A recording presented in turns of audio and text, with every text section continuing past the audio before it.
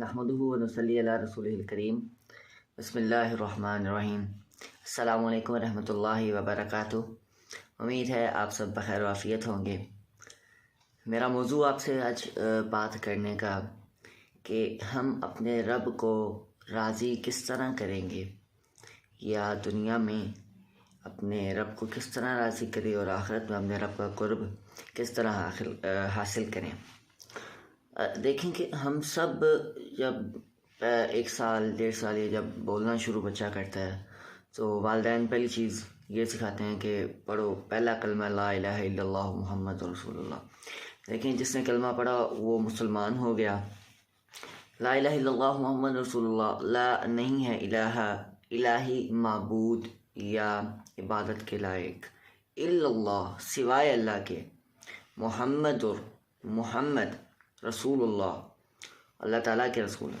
اب یہ کلمہ ہم نے پڑھا کہ اللہ تعالیٰ کے سوا عبادت کے کوئی لائق نہیں، اور محمد صلی اللہ علیہ وسلم اللہ کے آخری رسول ہیں۔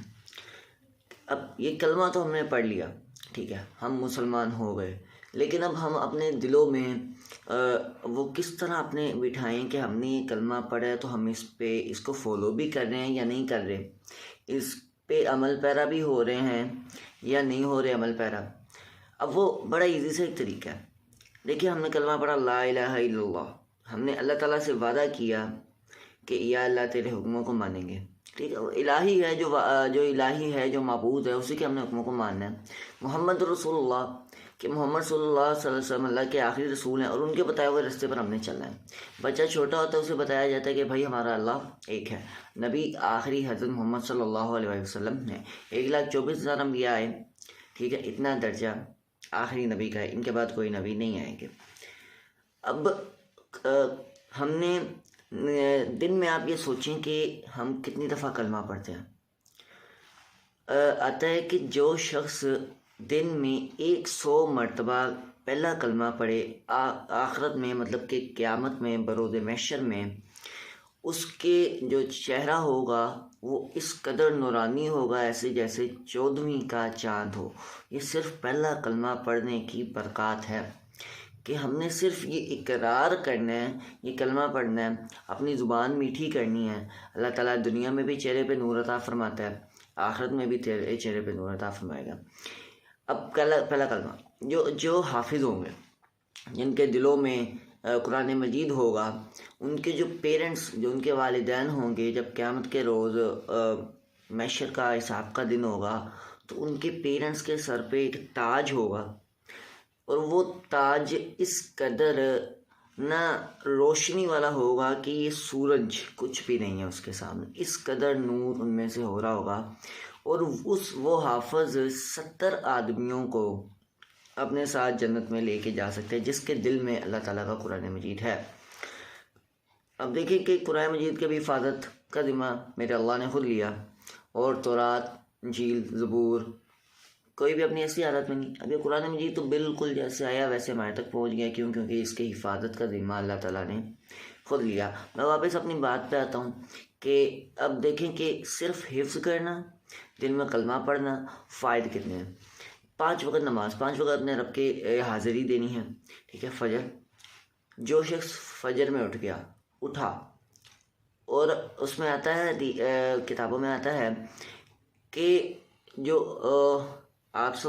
آپ فرشتوں کو کہ یہ جو آپ اتنی عبادت کر رہے ہو، ٹھیک ہے، یہ کسی کام کی نہیں۔ جو اب آگے ایک قوم آنے والی ہے، امت محمدیہ، اس کی صبح کی 2 رکعت نماز تم سب کی اتنی زیادہ نمازوں سے افضل ہے۔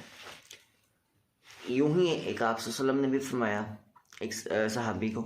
تو دیکھیں کہ صرف فجر کی نماز کتنی افضل ہے۔ اب شیطان ہے، شیطان 7 آسمانوں پہ اس نے نہ جا کے نماز پڑھی، عبادت کی، دنیا کو کوئی بھی کونا ہی نہیں اس نے چھوڑا جس پہ اس نے اللہ تعالیٰ کی عبادت نہ کی ہو، پھر بھی اس کا نام پہلے پہ عابد رکھا گیا، اسی طرح آگے اس کے 7 نام آ گئے۔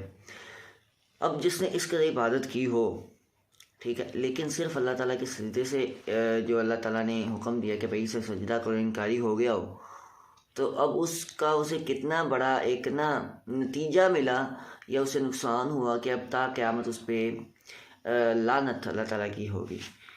دن میں اپنے اللہ کا اگر ہم نے قرب حاصل کرنا ہے آخرت میں، تو دن میں یہ کچھ کام کریں۔ مرد ٹخنے ننگے رکھیں، عورتیں ٹخنے ننگے نہ رکھیں، اس کے اوپر جیسے چادر ہے۔ مرد نظر کی حفاظت کریں، عورتیں باہر نہ نکلیں۔ اسی طرح کر کے اپنے نبی کے احکام پر عمل پیرا ہوں۔ اپنے اللہ نے اب ہم لوگ اتنے گناہ گار ہیں کہ ہم لوگ گناہ کرتے ہوئے سوچتے ہی نہیں کہ آخرت میں ہم نے بھی جواب دہ ہونا ہے، اس رب کو ہم نے جواب جا کے دینا ہے۔ جو لوگ اللہ تعالیٰ سے انکاری ہیں، اللہ معاف کرے، جو نان مسلم، آپ دیکھیں کہ اللہ تعالیٰ قرآن مجید میں فرماتا ہے، بسم اللہ الرحمن الرحیم، وَنُفِخَ فِي الصُّورِ فَإِذَا هُم مِّنَ الْأَجْدَاثِ إِلَىٰ رَبِّهِمْ يَنْسِلُونَ، کہ جب سور پھونکا جائے گا تو وہی لوگ جو اللہ تعالیٰ کو نہیں مانتے تھے انہیں اٹھائے جائیں گے، پھر وہ کہیں گے یہ وہ رحمان ہے جس کا رسول نے کہا تھا۔ ٹھیک ہے، وَنُفِخَ فِي الصُّورِ فَإِذَا هُم مِّنَ الْأَجْدَاثِ إِلَىٰ رَبِّهِمْ يَنْسِلُونَ، یہی وہ رب ہے۔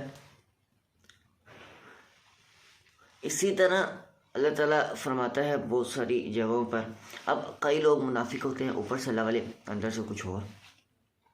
اس میں اللہ تعالیٰ فرماتا ہے وَأَسِرُّوا قَوْلَكُمْ أَوِ اجْهَرُوا بِهِ إِنَّهُ عَلِيمٌ بِذَاتِ الصُّدُورِ، آپ اونچی کہو، آہستہ کہو، جیسے مرضی کرو، دکھاوا کرو، جو کرو، اللہ تعالیٰ دلوں کے بھید کو جانتا ہے۔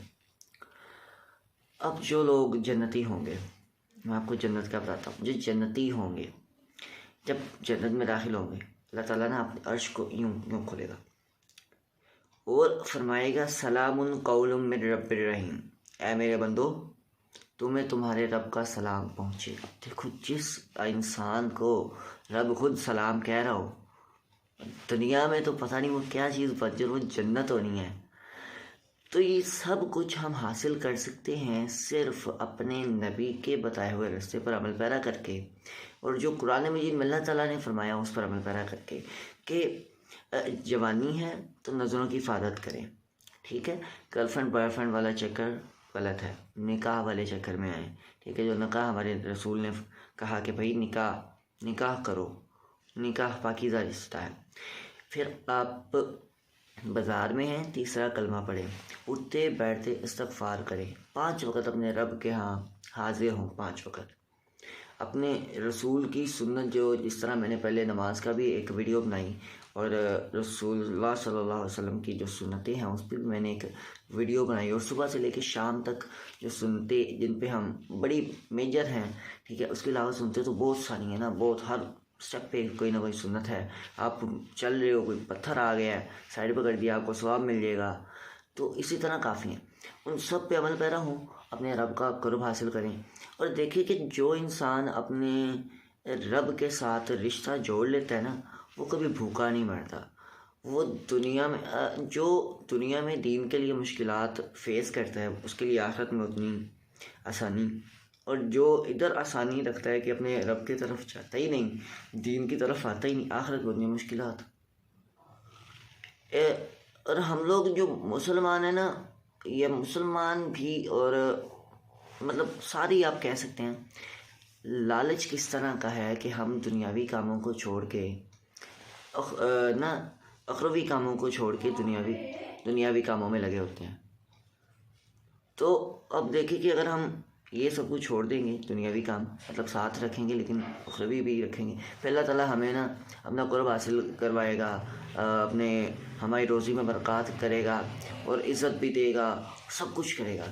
تو آخر میں میری دعا ہے کہ اللہ تعالیٰ ہم سب کو اپنے نبی کے بتائے ہوئے راستے پر عمل پیرا ہونے کی توفیق عطا فرمائے۔